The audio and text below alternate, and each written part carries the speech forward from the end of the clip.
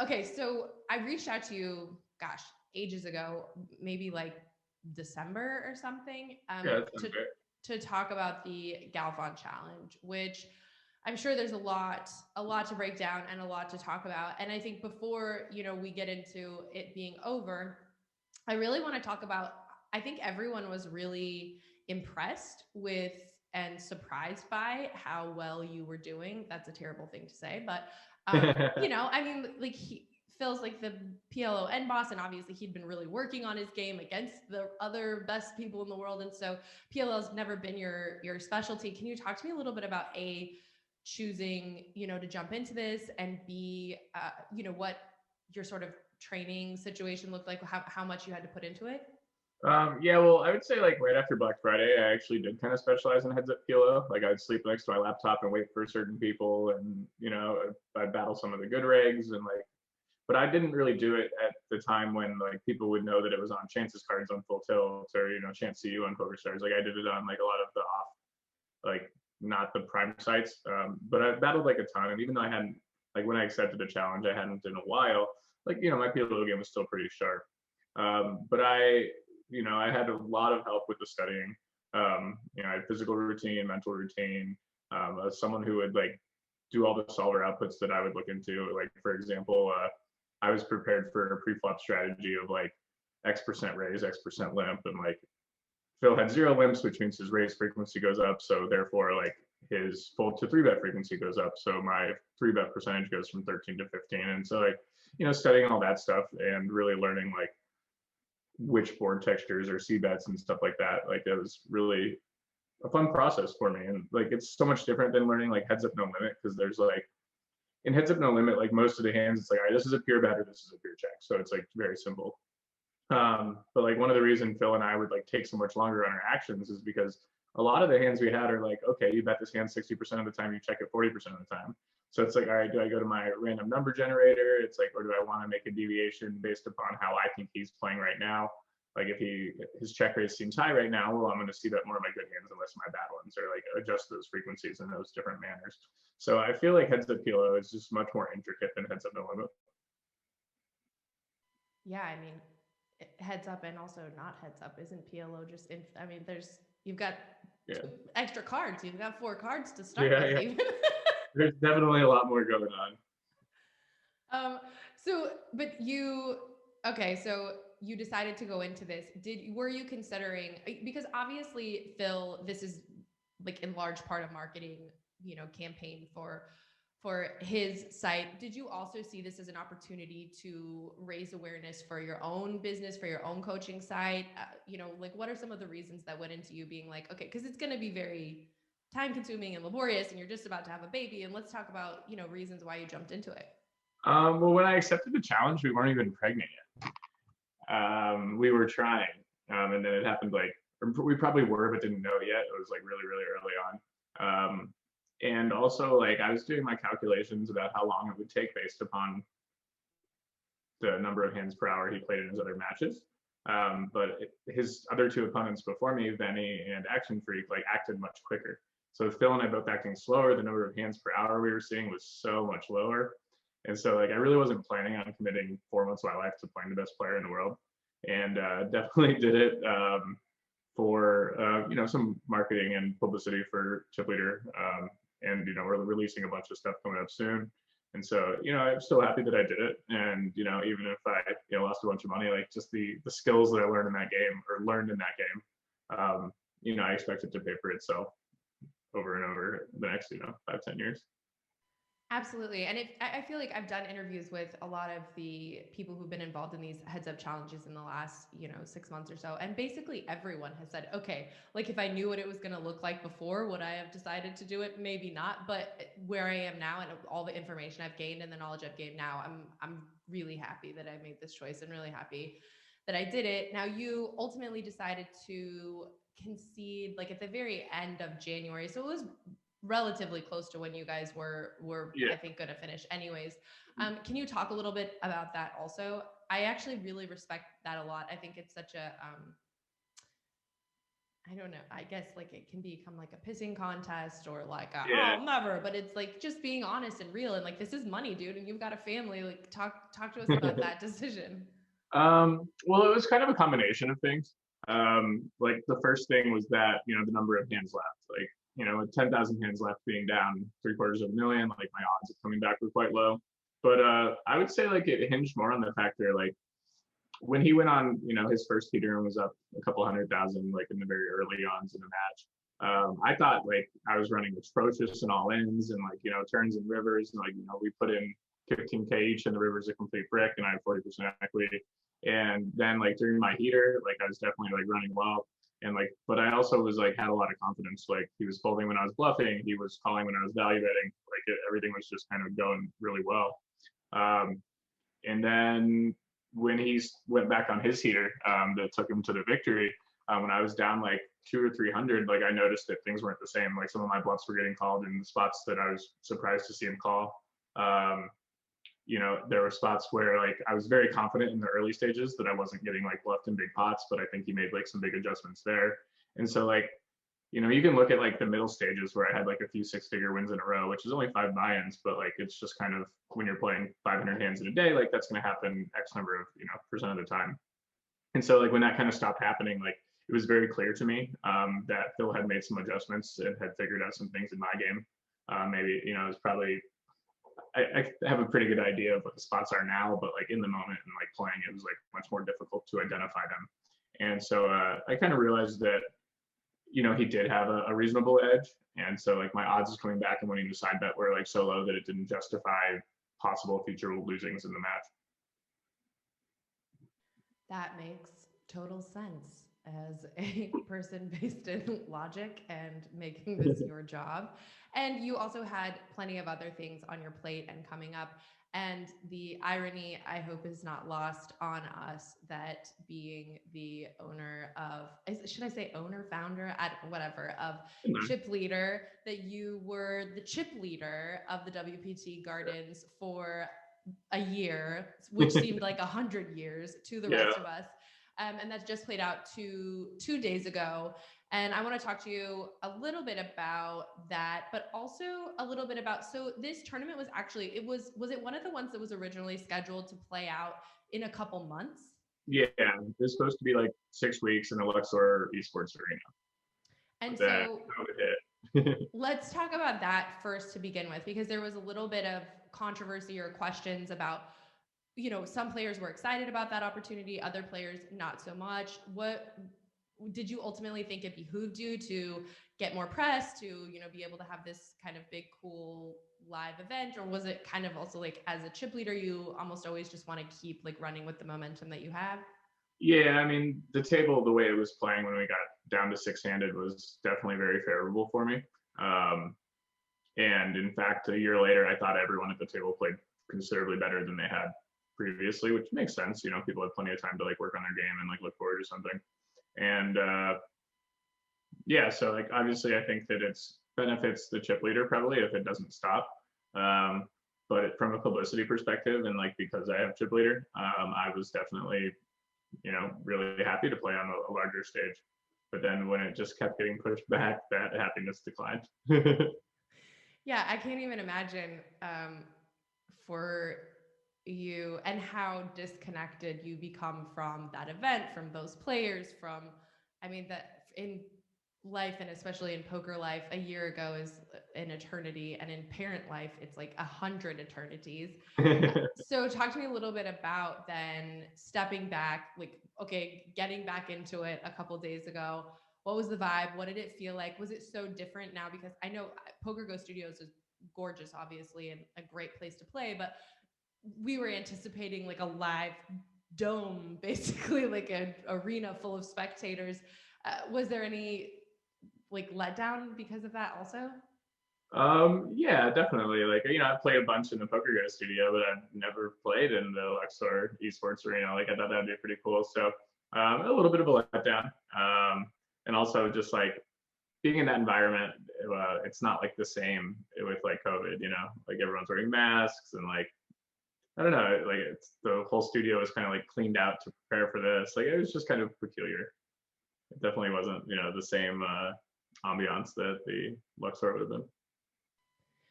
Well, just at the WSOPA, I had a conversation with Joseph Ebert, who came into the main event final table, a pretty dominating chip leader, about really how, of course, it's great to come in as a chip leader. Everyone, would like to come in as a chip leader, but it also can be a lot of, I think, pressure in a spot where, like, a huge percentage of the time the chip leader does not win the event.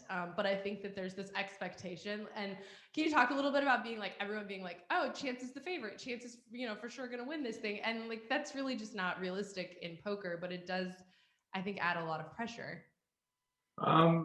It's kind of weird, like going into it, and like I said, a year ago, my skill edge was larger than it was 2 days ago. But like with 30% of the chips in play, I think I probably was expected to, like, had we played right away, I probably expected to win 40% of the time. And like, I think getting fourth or worse happens less than 10% of the time. And something about like anticipation, the build up, the expectation, it was actually like I've busted in bigger spots before and just like no big deal, shrugged my shoulders. But busting 2 days ago actually like really like bugged me. Like I was considerably more disappointed than I've like ever been busting a tournament, which was really weird, especially for me. And like, today I'm fine again, but normally it takes me like 15 minutes, have a drink, and totally over it. But it took me considerably longer in the last one. I think it was because of that year-long anticipation and like the expectations of doing better, put on myself and others.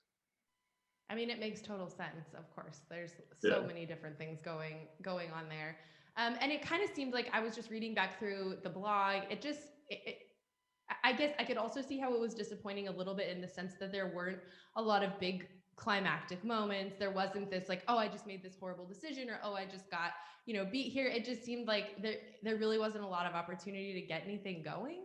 Yeah, it was like super frustrating. I felt like I just like lost every pot, and even like win the first couple pots and then run queens into kings in a spot where like if it wasn't on the live stream, I would have just folded on the ace high board. Like just like even though I know it's not GTO, then I'm supposed to continue on the flop. Like you just like I knew that he wasn't light right there.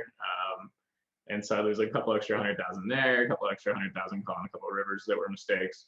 And definitely didn't like play my best. So it was pretty frustrating, but like not to mention the lack of like things like it was like they made a pair every hand. It's like it's hard to bluff when they're making pairs and you have zero equity. So yeah, it was. I think that was one of the reasons that I was so disappointed. Was like it's an opportunity to play with a stack and like with ICM pressure and really like to have a lot of fun and play a lot of pots. And I didn't have a lot of fun. Like it was pretty frustrating.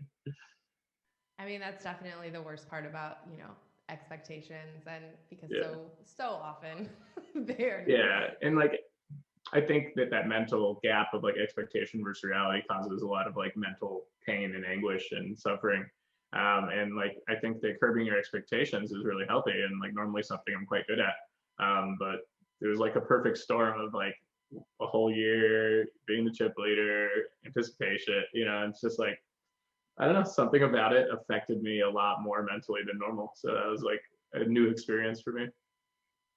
I have a feeling though that our audience will really appreciate that candor and that honesty. I do think there's this, sense that all these, amazing poker players that we listen to are just robots and they never have any, heart in the moment, but that it is still disappointing sometimes, even when you're like the Zen master and even when you've got it all figured out. Even from my bubbly self, it's that's it. Even from the best smile in poker, sometimes things sting a little bit. I wanted to ask you though too, one of the Twitter questions was something I also just sort of was interested in talking to you a little bit about is we're in this kind of weird time still, but where poker's like coming back a little bit, which is exciting. But you've got a lot of different things, a lot of different stuff going on your plate. You're in a really new place in your life, I think, right now than you were a few years ago. So what does the future at this point look like for Chance Kornuth? It's for the next 6 months. I think it's going to be a surprising amount of work. Launching Chip Leader AI. And then also Fox and I are working on the closer, coupled with the fact that live poker is coming back, and I really do want to win a WPT, or like going deep in playing these final tables typically is really fun. And so it just reminded me like that it is a good opportunity. So like today I'm going to play the 3,500 at the Wynn. Next weekend I'll probably go play the 10K in LA. But I'm not going to travel like far. Like I want to be able to like if I bust, like have it be really easy to come home and spend time with my family. So I think I'm going to work really hard in these next 6 months. And that way I can kind of relax and calm down when Ryan is starting to actually grow into a real human instead of a crying baby. Dude, legit, like after 6 or 9 months or something, it's like so much more fun, like Yeah. so much Well, and she's cooler. still so much fun. Like we do little Yeah. baby calisthenics where like at first she was like just on the floor, like doing tummy time on her little pad or jungle gym thing. And then like I put my hands on her feet and she'd like push herself across the mat. But like, I gotta get her stronger faster. So like we were doing that in an incline, like on my chest. And so it's like, yeah, I've been working around little baby calisthenics and like we talk back and forth and like she coos and I make noises back and like and that's a big change in the last 2 months. So I can't wait to see what other changes happen in the next couple. That's it. Like just when the interactions start, right? It's like, oh, Yeah. we're like people now exchanging little moments. And it's so funny because there's just dads are just so different. Like dads just approach it in a little different way. I like dads are like, I'm gonna see if I can get her to like move around and moms are like, I just want to snuggle, like get her in here and just like love on her. It's just so funny. Like no matter who you are, there's these little kind of standard things. And so as a dad now, I'm excited to hear actually that you're not planning on traveling as much. But do you think that you guys will travel together as a family? It's such a weird world to look at. Like, are we going to be able to travel now? Like, can you go to Mexico and just like speed off? I'm not interested in Emily and Ryan coming to like a poker stop, but we do have a trip planned for this Christmas this year to Turks and Caicos with our family. And so like Ryan will come on that and like it'll be fun. So we definitely do plan on traveling. I don't really see the need or have the desire to have Emily and Ryan at a casino. Sorry, let me close this. It's okay. No, I'm with you. And I think like it mostly only makes more sense when it's like, oh, we're going for like the W Coop or like we're going for something that lasts like a long time and that you guys could have days off together, like legit days off. That's what people would always be like, oh, does he like travel with you to the stops? I'm like, it's work. Like, no, what about it's not like we're like hanging out together. What are you gonna go eat by himself and then I can go like just grab a power bar wherever we are. Like it doesn't work like that. But I told you I would only take 30 minutes of your life because I know that you. Oh no, sorry, my Telegram's making noise. I have to like go into the task manager to close it. Oh, it's fine. People keep messaging me too. They can't hear me on the live side of things, which no one cares if they can hear me. But I'm like, you couldn't hear me before, so it's probably more important that you can hear me. Yeah, I gotta hear the questions for sure. Yeah. And I can fix the rest at some point. We'll figure out how to get it going. But talk to us a little bit about, so you're heading to the Wynn now, and then are you able to share with us about some of these projects Chip Leader's going to be doing or launching, or where can people follow so they can find out more? The first one that'll come out will be Chip Leader AI, and we partnered, I don't know, almost 2 years ago now with an artificial intelligence learning platform that you can actually program to teach anything. And so we spent over $250,000 and thousands of hours in the last 2 years programming this AI brain to teach tournament poker. And so it's like, imagine you are really good at like 3-betting, but you're really bad at like c-betting and 3-bet pots. So the brain actually knows, okay, well, they mastered 3-betting, so we're not going to feed them any more 3-betting questions, but we're going to continue to feed them questions on flop c-bets and 3-bet pots until they're able to move on to the turn. Or you're good at defending the big blind pre-flop, but you're terrible at facing c-bets. And so it like basically the brain will feed you the questions that you need to improve on based upon what you've gotten right and wrong in the future. And it also like learns your learning style and like will tailor the entire engine to each person individually. And so there'll also be a community in which Fox and I and some of the other CLC coaches and staff will be responding, and just a standard poker community. And then the next product that we're coming out with soon is the Closer, which will be like an all-encompassing tournament, like giant course with tons of hours of videos where Fox and I review hands and talk about like all of the criteria that you need to think of when you're looking at a situation based on our stack size, the stage in the tournament, our opponent's perceived image, just like all of the really important stuff that matters. And we're really going to break down what goes through our minds when we're making a poker decision. Dude, that's the dream.